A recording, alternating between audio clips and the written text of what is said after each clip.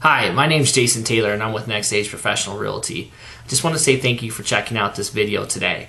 The purposes of this video are to talk to some of the people in the Winnebago County area that are currently renting right now and try to help them figure out if right now is the right time for them to purchase a property, or are they better off still renting at this particular point in time.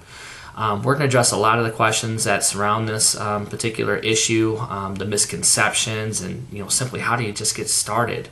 To give you a little bit of a background on myself, I've been a real estate agent for 8 years now. I'm 30 years old, and back when I started I was only 22, and for the first 2 years that I was in the business I didn't own my own house. So it was always kind of interesting at the closing table. Everyone's talking about owning a property, and I really didn't have too much to say because I didn't own one at that particular point in time. So I can understand some of the fears, some of the misconceptions, and some of the questions that are surrounding this. And I think that you're going to find this video very informative. We're going to try to take this down in a couple different steps. So let's get started. Okay, first one we're going to go over here is misconceptions with buying a home. One of the first ones that come to mind right away is that it's impossible to get a mortgage in today's marketplace. Well, this couldn't be further from the truth, especially in our local market. Constantly, every day, the local lenders here are reviewing different ways and different qualifying criteria to help make it easier in the home buying process, but in the right ways, not to do anything that's going to put you in a bad position when purchasing a property down the road, but to make programs more flexible and to make it more abundantly available to get a mortgage in today's marketplace. The other thing that comes up to mind is, well, our credit score is just not high enough.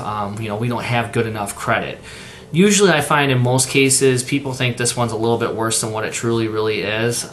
In most cases, if you have clean payment history for the past 12 months, which just means you don't have any 30 or 60 or 90 day lates in the past 12 months, and you've been with the same employer for 2 years or remained in the same field for at least 2 years, chances are you're in pretty good shape just based off of that. If you have any type of foreclosure that previously got filed against you, it's more of a time-lapse issue. It's usually right now anywhere from 4 to 5 years before you'd be eligible to purchase again, and any type of bankruptcy would need to be fully discharged, and it's going to be about 24 months from discharge.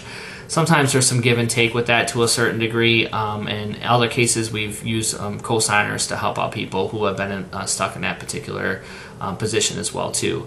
The other one is that we can't afford the down payment. It's too much money in order for us to just get in the door.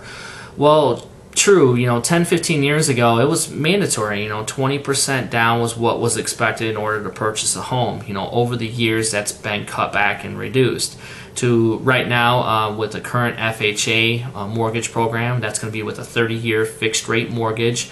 The only down payment requirement is 3.5% down. So if it's a $100,000 house, that's just $3,500 that you need to put down.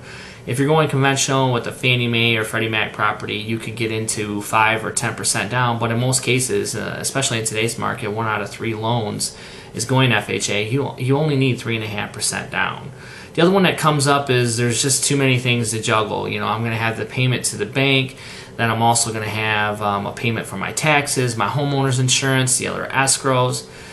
You don't need to overly concern yourself with that, because until you have 20% interest in the property, the bank is going to take care of that for you. They're going to make sure that you escrow these out for every single month. Because in Winnebago County we have 2 separate installments on our tax bill, and in some cases the taxes could be higher, so to actually have them escrowed out, it's nicer because you don't have to concern yourself with making those 2 payments. The escrow company makes those for you. And just to think about it in a more simple way is just think of it as a savings account. Basically every month you're putting money into that account, so when those payments are due, they're getting paid. So you won't have to concern yourself with the homeowner's insurance and the taxes because they're already going to be paid out of your payment. It's what we refer to as PITI, and that's just principal, interest, taxes, and insurance. Okay. The other one is that, well, what we could afford, we wouldn't find anything that we would like. Well, that's a pretty tough one to say there nonetheless, because in most cases, I mean, if you're paying $550 or $600 a month in rent, you would be surprised with the type of housing we can find you. I mean, we're talking, 2-bedroom, at least 2-bedroom, 3-bedroom probably, 1 full bath, 1 car garage, if not 2 car garage, full basements. They're going to be in halfway decent condition, and they're sporadic. They're spread out throughout Rockford, and with that type of payment, there's definitely suitable housing. I mean, if you're in a $800 to $900 or $1,000 bracket for rent, you're only going to increase that much more in the housing. So we definitely have something out there for everybody. The most important thing is to get started with it. Okay, the next question we have here is, how do I get started? Okay, this is going to be a series of questions that you're going to need to answer for yourself to figure out, is right now the right time for us to try to be doing something like this? The first question is, are you ready yet? It sounds like a very simple question, but there's a lot associated with it. Probably the most important thing is going to be the responsibility of the home.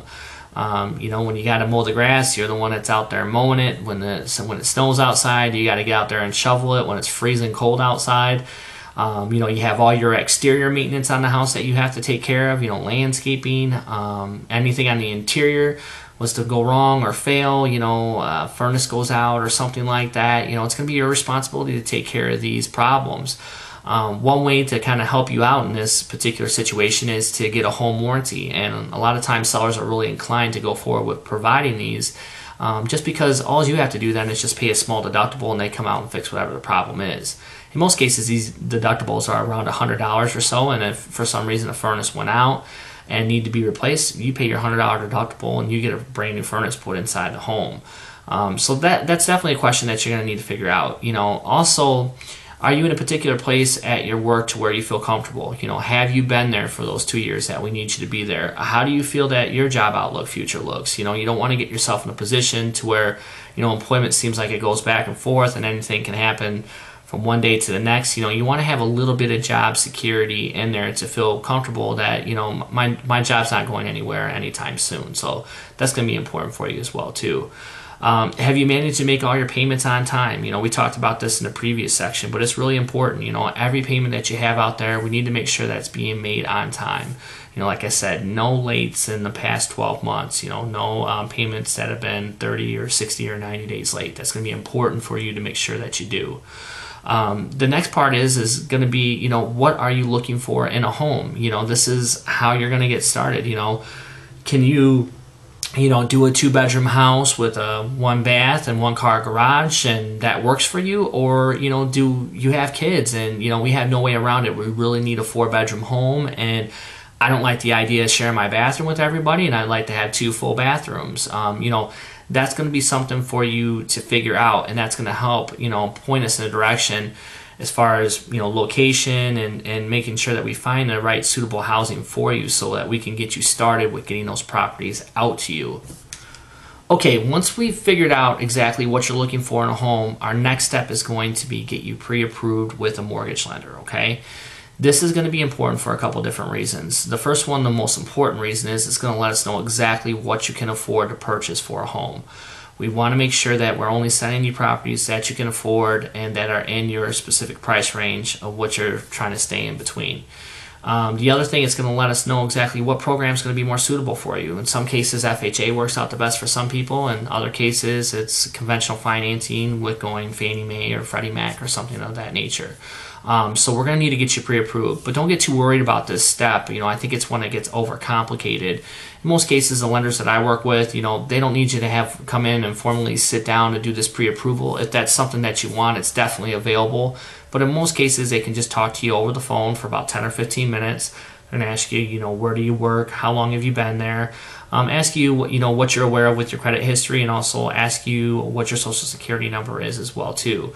By them asking your social security number, it's going to let them be able to pull a tri-merge credit report on you to figure out exactly, what program works best for you with your current credit score.